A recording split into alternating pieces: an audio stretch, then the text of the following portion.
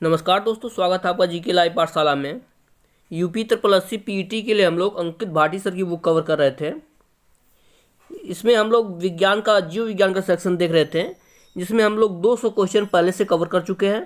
तो उसे एक बार आप लोग जरूर देखिएगा। ये इसका अंतिम पार्ट है, जिसमें बाकी बच्चे के सारे क्वेश्चन हम लोग कवर करेंगे। 201वां क्वेश्चन से शुरुआत करते हैं। शुरू करने से पहले एक बार वीडियो को जरूर लाइक कीजिएगा और चैनल को सब्सक्राइब कीजिएगा, और जो भी फीडबैक हो हमें जरूर बताइएगा। क्वेश्चन देखते हैं आपका 201वां क्वेश्चन। निम्नलिखित में कौन सा विटामिन ए का अच्छा स्रोत है?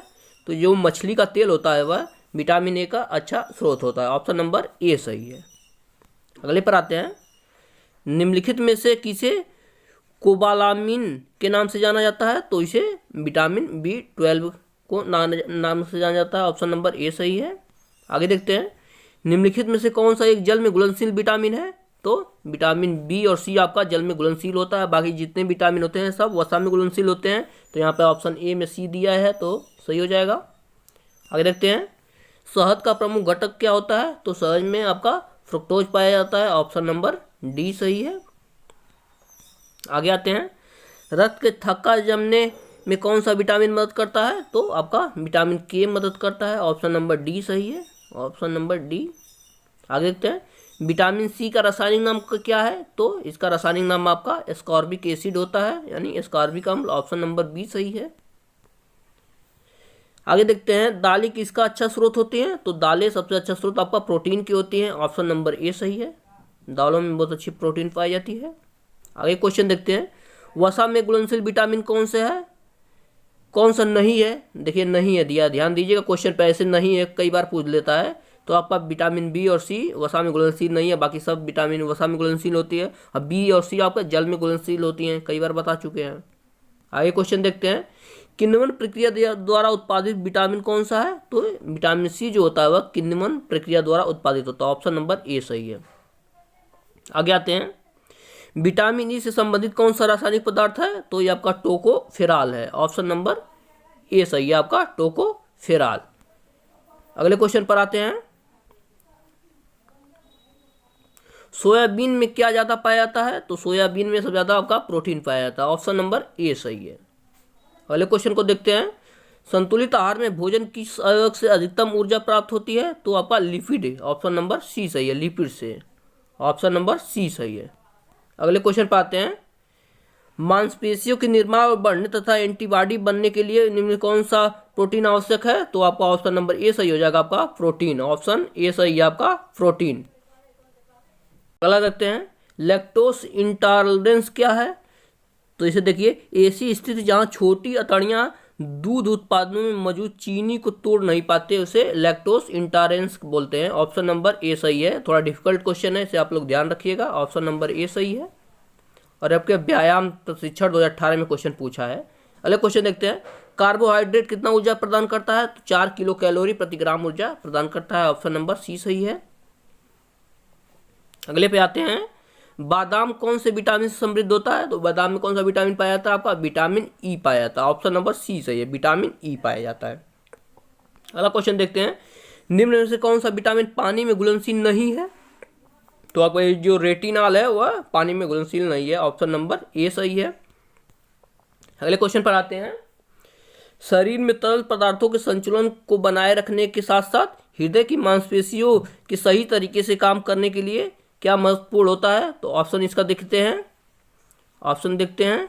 तो ऑप्शन नंबर डी सही है आपका, पोटेशियम सही है आपका। ऑप्शन नंबर डी, पोटेशियम सही है। आगे क्वेश्चन देखते हैं।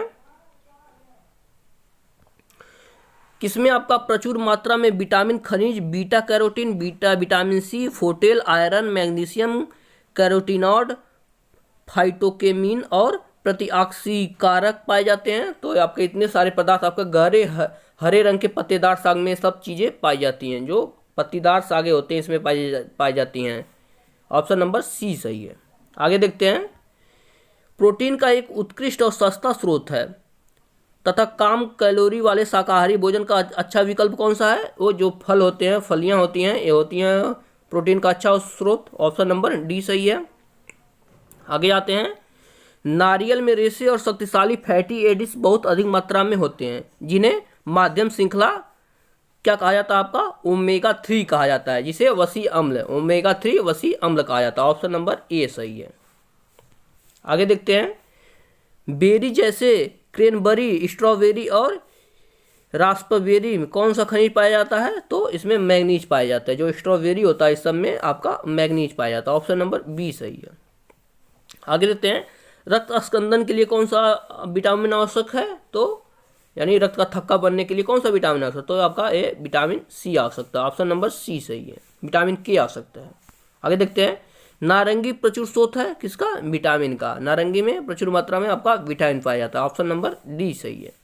आगे देखते हैं, विटामिन जो नींबू और संतरे जैसे खट्टे पदार्थों में पाया जाता है, कौन से विटामिन होता है, तो आपका ए विटामिन सी जो होता है आपका खट्टे पदार्थों में पाया जाता है। ऑप्शन नंबर ए सही है। बाकी विटामिन डी आप लोग जानते हैं सूर्य की रोशनी में पाया जाता है। आगे देखते हैं, विटामिन B2 का रासायनिक नाम क्या है, तो ऑप्शन देख लेते हैं। विटामिन B2 का रासायनिक नाम आपका राइबोफ्लेविन होता है। ऑप्शन नंबर डी सही है, राइबोफ्लेविन होता है। ऑप्शन डी सही है। अगले क्वेश्चन पर आते हैं, निम्न कौन सा सही सुमेलित नहीं है, तो विटामिन सी स्कार्बिक अम्ल होता है, विटामिन B1 थायमिन होता है, विटामिन डी रेटिनॉल नहीं होता है। तो ऑप्शन नंबर डी है वो सही सुमेलित नहीं है। आप लोग कमेंट में बताइए विटामिन डी का रासायनिक नाम क्या होता है। आगे देखते हैं, हमारे रुधिर में ऑक्सीजन का परिवहन एक प्रोटीन द्वारा होता है, इसका नाम क्या है, इसका नाम हीमोग्लोबिन होता है। ऑप्शन नंबर सी सही है आपका, हीमोग्लोबिन। अगले क्वेश्चन को देखते हैं, विटामिन सी का रासायनिक नाम क्या है, तो आपका ये स्कॉर्बिक एसिड नाम है विटामिन सी का आपका रासायनिक नाम।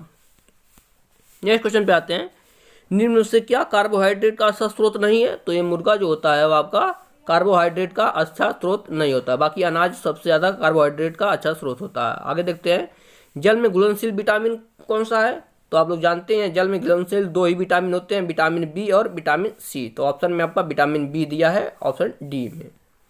आगे देखते हैं, विटामिन सी का सबसे उत्तम स्रोत क्या है, तो आंवला में सबसे अधिक विटामिन सी पाया जाता है, यानी खट्टे फलों में सभी में विटामिन सी पाया जाता है। ऑप्शन नंबर बी सही है। नेक्स्ट क्वेश्चन पे आते हैं, विटामिन शब्द के जनक कौन से थे, तो कासिमिर फंक थे विटामिन के जनक, फंक माने जाते हैं। ऑप्शन नंबर डी सही है। अगला क्वेश्चन देखते हैं, पानी के पीने में क्लोराइड की कितनी मात्रा की सिफारिश की जाती है, तो 5 ppm की जाती है। ऑप्शन नंबर ए सही है, 5 ppm। आगे देखते हैं, निम्न में से किस विटामिन कमी से रिकेट्स होता है, तो ऑप्शन देख लेते हैं आपका, ऑप्शन नंबर ए सही है आपका, विटामिन डी की कमी से आपका रिकेट्स होता है। Option number D. इसे ऑस्टियोमलेसिया भी बोलते हैं, जो बड़े में होता है ऑस्टियोमलेसिया और छोटे बच्चों में इसे रिकेट्स बोलते हैं। इसे हड्डियों का सूखना भी बोलते हैं। आगे देखते हैं, हाइपोकोबालमिनियो निम्नलिखित में से किस विटामिन की कमी के कारण होता है, तो आपका ये विटामिन B12 की कमी के कारण होता है। ऑप्शन नंबर ए सही है, विटामिन B12। अगले क्वेश्चन पर आते हैं, विटामिन B3 की कमी से निम्नलिखित से कौन सा रोग होता है, तो पेलाग्रा जो होता है वह विटामिन B3 की कमी से होता है। ऑप्शन नंबर डी सही है। आगे देखते हैं, विटामिन डी की कमी के कारण निम्नलिखित में से कौन सा रोग होता है, तो आप लोग जानते हैं रिकेट्स होता है, जिसे हड्डियों का सूखना बोलते हैं, हड्डियां पतली होती सूख जाती हैं। ऑप्शन नंबर डी, टेढ़ी हो जाती हैं। ऑप्शन नंबर ए सही है। आगे देखते हैं, निम्नलिखित में से कौन सा विटामिन सी की कमी के लक्षण है, तो आपका ये मसूड़ों का सूखना जो होता है वह विटामिन सी का कमी का लक्षण होता है। ऑप्शन नंबर ए सही है। इसे पायरिया भी बोलते हैं। अगले क्वेश्चन देखते हैं, निम्नलिखित ए की कमी से निम्नलिखित में कौन सा रोग होता है, यानी विटामिन ए की कमी से कौन सा होता है रोग, तो रतौंधी होती है जो विटामिन ए की कमी से होता है। आगे देखते हैं, निम्नलिखित में से किस विटामिन की कमी से बच्चों में सूखा रोग यानी रिकेट्स नामक विकार पैदा होता है, तो ये आपका विटामिन डी की कमी से होता है। ऑप्शन नंबर सी सही है, विटामिन डी। यही क्वेश्चन बार बार घुमा के पूछ रहा है, ध्यान रखिएगा आप लोग, कई तरह से क्वेश्चन पूछे जाते हैं। नेक्स्ट क्वेश्चन आपका, गायों और भैंसों में एंथ्रेक्स फैलाने के लिए निम्नलिखित में से कौन सा प्रेरक एजेंट जिम्मेदार होता है, तो ये आपका जीवाणु जिम्मेदार होते हैं, जीवाणु। ऑप्शन नंबर बी सही है। अगले क्वेश्चन को देखते हैं, निकट दृष्टि दोष संबंधित है, तो निकट दृष्टि दोष जो होता है वही नहीं दिखाई देता है, यानी निकट दृष्टि दोष है तो तो आपकी दूर की वस्तुएं दिखाई नहीं देंगी। ऑप्शन नंबर बी, जो होता है वही दिखाई देता है, यानी निकट दृष्टि देश है तो आपकी दूर की वस्तुएं दिखाई देंगी। ऑप्शन नंबर बी सही है। नेक्स्ट क्वेश्चन पर आते हैं। क्वेश्चन दिया गया है, निम्न में किसकी कमी से रिकेट्स होता है? तो विटामिन डी की कमी से रिकेट्स होता है। कई बार एक क्वेश्चन आ चुका है, देखिएगा आप लोग। आगे देखते हैं, स्कर्वी रोग किस विटामिन की कमी के कारण होता है? तो विटामिन सी की कमी के कारण स्कर्वी होता है। ऑप्शन नंबर डी सही है। नेक्स्ट क्वेश्चन पे आते हैं, इनमें से कौन मस्तिष्क और रीढ़ की हड्डी के घेरने वाले पतले ऊतक होते हैं वाली सूजन है? तो वो होता है आपका मेनिंजाइटिस होता है, यानी मस्तिष्क वारण शोध होता है। ऑप्शन नंबर बी सही है। नेक्स्ट क्वेश्चन पर आते हैं, ट्रांस वसा के कारण निम्नलिखित में से किसमें वृद्धि होती है? तो ये होती है आपकी खराब कोलेस्ट्रॉल की वृद्धि होती है। ऑप्शन नंबर बी सही है, यानी कोलेस्ट्रॉल की वृद्धि होती है। ऑप्शन सी सही है। आगे देखते हैं, निम्नलिखित में से कौन सी बीमारी प्रोटीन ऊर्जा कुपोषण के कारण होती है? तो आपका क्वासियो कारक होती है, जो वह इसी कमी से होता है। ऑप्शन नंबर बी सही है, क्वासियो रकर। आगे देखते हैं, इनमें से सोडियम की कमी से होती है। तो जो सोडियम की कमी से आपका निम्न रक्तचाप होता है, यानी बीपी लो होता है। ऑप्शन नंबर बी सही है, सोडियम की कमी के कारण होता है। आगे देखते हैं, एंथ्रेक्स के लिए टीकाकरण की खोज किसने की थी? तो आपका लुई पास्चर ने टीका की खोज की थी। ऑप्शन नंबर बी सही है, लुई पास्चर। Option D. आगे देखते हैं, तीसरी पीढ़ी के टीके होते हैं कौन से? आपके दुर्बल किए हुए रोगाणु होते हैं तीसरी पीढ़ी के टीके। ऑप्शन नंबर ए सही है। अगले क्वेश्चन पर आते हैं, एशेरिकिया कोलाई को जल के निम्नलिखित में से किस प्रकार के प्रदूषण को निर्धारित करने के लिए एक संकेतक जीव के रूप में उपयोग किया जाता है? तो इसका ऑप्शन देख लेते हैं। तो आपका ऑप्शन नंबर डी सही हो जाएगा, आपका मल संबंधी पदार्थ। ऑप्शन नंबर डी सही है, मल संबंधी पदार्थ। नेक्स्ट क्वेश्चन को देखते हैं, निम्नलिखित में से कौन सी बीमारी से टीकाकरण द्वारा नहीं बचाया जा सकता? ये जो दमा रोग है, इसका कोई भी टीका नहीं होता है। ऑप्शन नंबर बी सही है, बाकी सबका टीका बना हुआ है। रेबीज का, पोलियो का, काली खांसी का, तीनों का टीका बना हुआ है, लेकिन दमा का अभी तक कोई टीका नहीं बना है। आगे देखते हैं, निम्नलिखित में से कौन सा रक्तचाप जो एनीमिया होता है का लक्षण होता है? लक्षण नहीं है, तो मसूड़ों से रक्तस्राव है, एनीमिया का लक्षण आपका नहीं होता। ऑप्शन नंबर बी सही, सी सही है। आगे आते हैं, निम्नलिखित में से कौन सी बीमारी मुख्य रूप से जीवन शैली में बदलाव लाकर शारीरिक व्यायाम और दाब के प्रतिबंधित किया जा सकती है? तो आपका यह है आपका डायबिटीज, यानी आपका व्यायाम से इसे कंट्रोल में रखा जा सकता है, डायबिटीज को। आगे देखते हैं, प्रवाहिका निम्नलिखित में से कौन से सूक्ष्म जीव के कारण होती है? तो सिगेला जो सूक्ष्म जीव होता है इसके कारण प्रवाहिका होती है। ऑप्शन नंबर बी सही है, सिगेला। नेक्स्ट क्वेश्चन देखते हैं, उन सभी कारकों का अध्ययन क्या कहलाता है जो एक विशेष रोग के प्रकट के लिए उत्तरदायी होती हैं? तो इसे एपिडेमियोलॉजी कहलाता है, आपका एपिडेमियोलॉजी। ऑप्शन नंबर डी सही है। अगले क्वेश्चन पर आते हैं, सामान्य सर्दी जुकाम के विरुद्ध टीकाकरण अधिक प्रभावी क्यों नहीं होता है? तो इसका उत्तर हो जाएगा आपका ऑप्शन नंबर सी, इस बीमारी में राइनोवाइरस के विभिन्न प्रकार विद्यमान रहते हैं जो टीकाकरण को अप्रभावी बना देते हैं। ऑप्शन नंबर सी सही है। नेक्स्ट क्वेश्चन को देखते हैं, चेचक का रोग कारक जीव कौन सा है? कौन से जीव के कारण चेचक फैलता है? तो आपका सही जवाब हो जाएगा आपका वेरियोला विषाणु के कारण, वेरियोला विषाणु के कारण होता है। ऑप्शन नंबर बी सही है। आगे देखते हैं, घेंघा रोग किसकी अल्पकृतता के कारण होता है? तो अवटु ग्रंथि यानी थायराइड ग्रंथि की अल्पता के कारण होता है। ऑप्शन नंबर ए सही है, थायराइड ग्रंथि की। नेक्स्ट क्वेश्चन पर आते हैं, निम्नलिखित में से किस एलर्जेन के कारण परागज ज्वर होता है? परागज ज्वर आपका पराग के कारण होता है। ऑप्शन नंबर सी सही है, पराग के कारण। Option C. आगे आते हैं, चिकित्सा प्रभाव के लिए रसायनों का उपयोग करने के निम्नलिखित में से किस नाम से जाना जाता है? तो इसे कीमोथेरेपी के नाम से जाना जाता है। ऑप्शन नंबर सी सही है, कीमोथेरेपी। Option B. आगे देखते हैं, निम्नलिखित में से किनमें एनीमिया होने का खतरा अधिक होता है? तो जो गर्भवती महिलाएं होती हैं इनमें एनीमिया होने का खतरा सबसे अधिक होता है। ऑप्शन नंबर सी सही है। नेक्स्ट क्वेश्चन पे आते हैं, निम्नलिखित में से कौन सा जानवर रेबीज फैलाता है? तो आपका कुत्ता जो है यह जानवर ये रेबीज का कारण होता है। कुत्ता होते हैं, बंदर होते हैं, आपके छछूंदर होते हैं, ये सब रेबीज के कारण होते हैं। ऑप्शन नंबर बी, इन सभी जानवरों में रेबीज होता है। आगे देखते हैं, निम्नलिखित में से किस खनिज की कमी से एनीमिया होती है? तो लोहे की कमी से आपके एनीमिया होता है। ऑप्शन नंबर बी सही है, लोहा। नेक्स्ट क्वेश्चन पे आते हैं, निम्नलिखित में से किसे निकट दृष्टि दोष के रूप में जाना जाता है? तो जो मायोपिया होता है इसे ही निकट दृष्टि दोष बोलते हैं। ऑप्शन नंबर सी सही है, मायोपिया। आगे देखते हैं, प्रोटीन की कमी के कारण निम्नलिखित में से कौन सी बीमारी होती है? तो क्वासिओरकोर होता है, वह प्रोटीन की कमी से होता है। ऑप्शन नंबर बी सही है। अगले क्वेश्चन पर आते हैं, खट्टे फलों के सेवन को बढ़ने से निम्नलिखित में से कौन सी बीमारी ठीक हो सकती है? तो आपका स्कर्वी जो होती है वो खट्टे फल खाने से आपकी बीमारी ठीक हो सकती है। ऑप्शन नंबर सी सही है, क्योंकि विटामिन सी की कमी के कारण स्कर्वी होती है और खट्टे फल आपके विटामिन सी के अच्छे स्रोत होते हैं, इस वजह से ऐसा होता है। अगले क्वेश्चन पर आते हैं, पेंसिलिन की खोज किसने की थी? तो अलेक्जेंडर फ्लेमिंग ने की थी पेंसिलिन की खोज। ऑप्शन नंबर बी सही है। अगले क्वेश्चन पे आते हैं, इंसुलिन की खोज किसने की थी? तो ये बेंटिंग जो थे इन्होंने इंसुलिन की खोज की थी। ऑप्शन नंबर ए सही है। अगला क्वेश्चन देखते हैं, एल्जाइमर रोग किससे संबंधित है? तो एल्जाइमर रोग आपकी मस्तिष्क से संबंधित है। एल्जाइमर रोग वही होती है जो भूलने की बीमारी होती है, आदमी बार बार भूलता रहता है, वह एल्जाइमर होता है, तो ये मस्तिष्क से संबंधित है। आगे देखते हैं, निक्टेलोपिया जिसे रतौधिक बोलते हैं नामक रोग किस विटामिन की कमी के कारण होता है? तो आप लोग जानते हैं विटामिन ए की कमी के कारण आपको रतौधी होती है। ऑप्शन नंबर सी सही है। अगले क्वेश्चन पर आते हैं, जिसमें एक व्यक्ति किसी विशेष रंग की पहचान करने में विफल रहता है उस रोग को क्या बोलते हैं? उसे वर्णांधता बोलते हैं। वर्णांधता यानी कलर विजन बोलते हैं। और उसमें कौन से रंग की पहचान नहीं हो पाती है? आप लोग कमेंट में जरूर बताइएगा।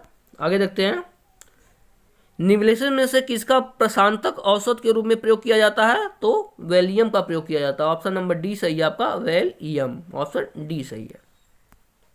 नेक्स्ट क्वेश्चन पर आते हैं, हैजा रोग शरीर से कौन सा अंग प्रभावित होता है? तो हैजा रोग से आपका आंत प्रभावित होती है। ऑप्शन नंबर बी सही है आपका, आंत।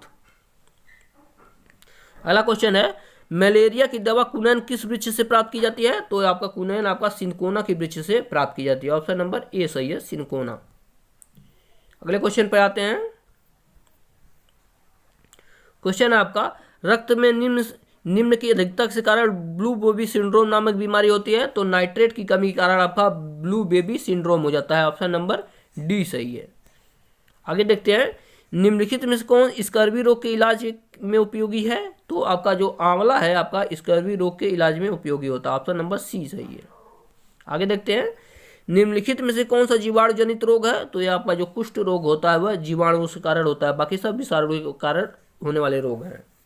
ऑप्शन नंबर डी सही है। आगे देखते हैं, क्वेश्चन थोड़ा बड़ा है, ध्यान से पढ़िएगा। रिमझिम के चिकित्सक ने उसे संतृप्त वसा वाले भोजन का अधिक सेवन न करने की सलाह दिया। माफ कीजिएगा। यदि रिमझिम अपने चिकित्सक की सलाह का पालन नहीं करती है तो उसे निम्नलिखित में से किसका खतरा रहेगा? तो अब उसे हृदय रोग होने के खतरा अधिक रहेंगे। ऑप्शन नंबर बी सही है। आगे देखते हैं, आंसू का पीएच मान कितना होता है? तो आंसू का पीएच मान आपका 7.4 होता है। ऑप्शन नंबर बी सही है, ए सही है। नेक्स्ट क्वेश्चन पे आते हैं, पुस्तक फंगी एंड प्लांट डिजीजेज किसके लेखक है? तो इसके लेखक आपका डॉक्टर बीबी मुडकुर है। ऑप्शन नंबर बी सही है। अगला क्वेश्चन है, रेबडीज अरहर हाइब्रिड मक्का ज्वारी और जूट के बीज गुणक अनुपात कितना होता है? तो आपका 1:100 का होता है। ऑप्शन नंबर बी सही है। अगले क्वेश्चन पर आते हैं, पुणे में कृषि मौसम विज्ञान विभाग की स्थापना किस वर्ष की गई थी? तो यह आपकी 1932 में की थी, 1932 में की गई थी। ऑप्शन नंबर ए सही है। अगला क्वेश्चन देखते हैं, रुई की एक गांठ का वजन कितना है? तो इसका वजन आपका 180 ग्राम होता है। ऑप्शन नंबर बी सही है। अगला क्वेश्चन आपका, असंगत मैच की पहचान करें। तो असंगत मैच कौन सा है आपका बाकी प्रिंटिंग प्रेस जॉन गुटेनबर्ग संबंध है, बैक्टीरिया एंटोनियो और लुवेनहाक संबंध, यानी कौन से पदार्थ है या कौन सी आविष्कार है और उसके आविष्कारक हैं, लेकिन हाइड्रोजन के आपके ब्लेज पास्कल नहीं है। ऑप्शन नंबर डी जो है वह सही सुमेलित नहीं है। अभी थे आपके थर्ड पार्ट, पूरा क्वेश्चन इसमें कवर हो गया। आपका कितना क्वेश्चन है, आपके 280 क्वेश्चन, 85 क्वेश्चन सभी के सभी कवर हो चुके हैं। तो एक बार वीडियो को लाइक कीजिएगा और सारे उत्तर आप लोग एक बार देख लीजिएगा। जो भी फीडबैक हो हमें जरूर बताइएगा। इससे पहले भी 2 पार्ट बन चुके हैं, उसे भी आप लोग जरूर जाकर देखिएगा और यहाँ से आप लोग आंसर मिला सकते हैं। एक बार वीडियो को लाइक कीजिएगा। जो भी फीडबैक हो, 286 क्वेश्चन पूरे के पूरे हैं इसमें, इससे ज़्यादा कहीं भी जीव विज्ञान से आने की संभावना नहीं है। तो वीडियो को लाइक कीजिएगा। जो भी आपका फीडबैक हो हमें कमेंट द्वारा जरूर बताइएगा। धन्यवाद।